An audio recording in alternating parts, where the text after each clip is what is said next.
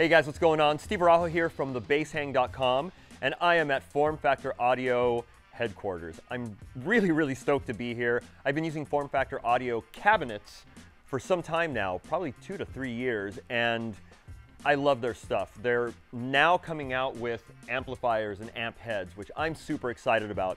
But what we're doing here today is we are comparing the Neodymium 112 with the regular ceramic frame 112, which kind of intrigues me because I have a history of not digging Neo cabinets.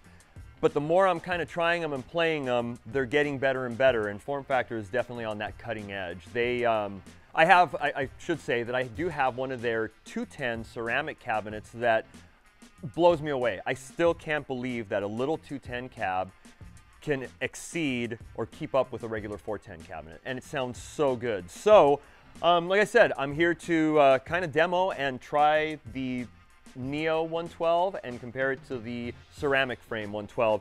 If you want, also check out theBassHang.com. You'll see a bunch of videos, a bunch of stuff that I've put out there. That's kind of my little company, my little website.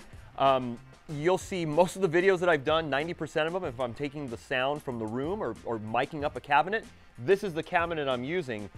And it reminds me, it's so clean and pristine. It reminds me of a studio monitor. I really like the sound. I'm just interested in the ceramic, just maybe, I don't know, that misconception of, you know, the ceramic has more bottom end than the Neo. So I really want to kind of test them out and see what the difference is. But again, I'm stoked to be here, and we'll do some testing. All right, guys, so I want to explain my signal path, what I'm using, the gear I'm using. I am super happy to be using this new head by Form Factor, the BI400. This is a working pre-production model. So it is going into production. This is basically what it's going to be.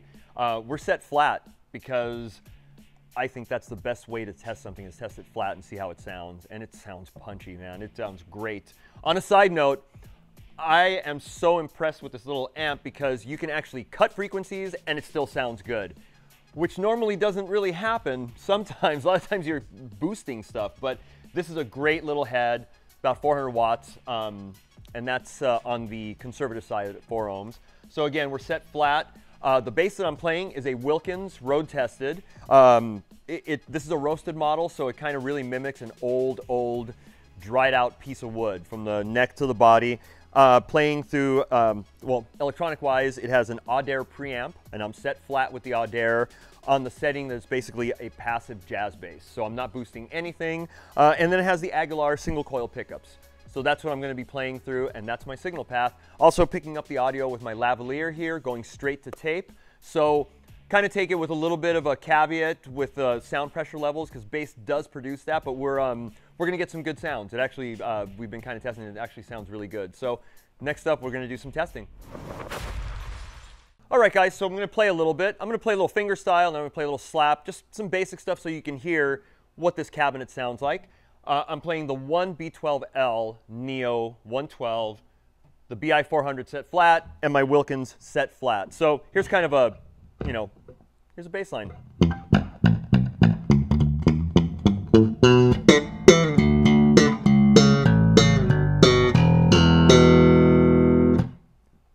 I think that sounds killer. Just nice and tight, fat sounding.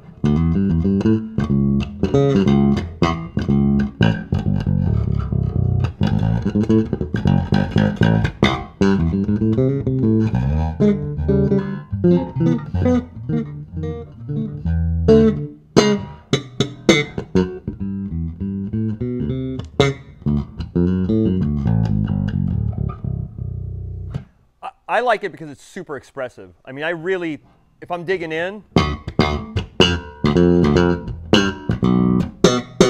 or if I'm playing super soft.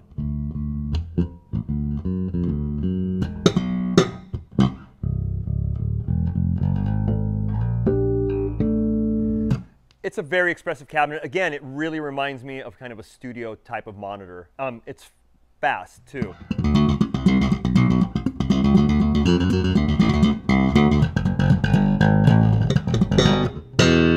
Just a fast cabinet. So I think it sounds really good. So next up, I think we're going to try the ceramic, but that sounds amazing. I'm really happy with that. All right, guys, so we are back, and now I have the BI400 plugged into a ceramic 112 form factor cab. Haven't changed any of the settings. Everything is the same, so let's play a little bit.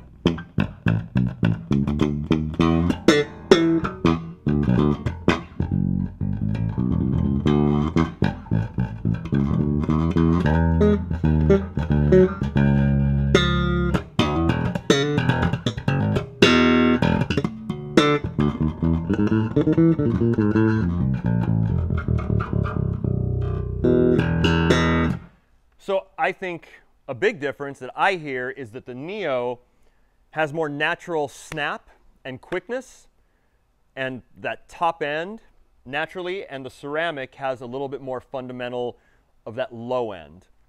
Both killer. I'm in kind of tone heaven right now. It sounds really, really good. The other thing I want to mention is these do have horns. The horn control is on the side, and if you are at 6 o'clock with the dial, and you'll see a little dot, if you're at 6 o'clock, that's off. We have the horn set, and the way I usually play the horn on the Neo is at about 8 or 9 o'clock. So I don't have it on that much, maybe a quarter of the way at most. And what I've found with the Neo, that's plenty. What I'm hearing now, that maybe with the ceramic, I can mimic the Neo by maybe turning up the horn a little bit. And it kind of gives me that higher top-end shimmery snap that the Neo has. So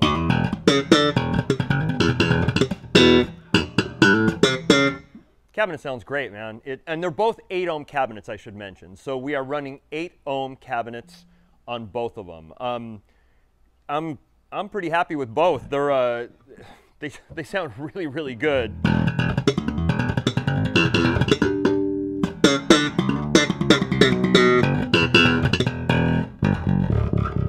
And can handle that the low end of a 5-string bass. So yeah, I guess in summary, the Neo has that little bit more faster top-end shimmeriness to it, and the ceramic has a little bit more of that fundamental low, not so much of that quick top end, but I think, like we just heard, you can mimic it by cranking up and just turning up that horn a little bit. So I hope you guys like that comparison. I'm super happy with their stuff, and I cannot wait for the amps to come out. So it's going to be, it's really going to be great to have their gear and use their gear. So, all right, hope that helps.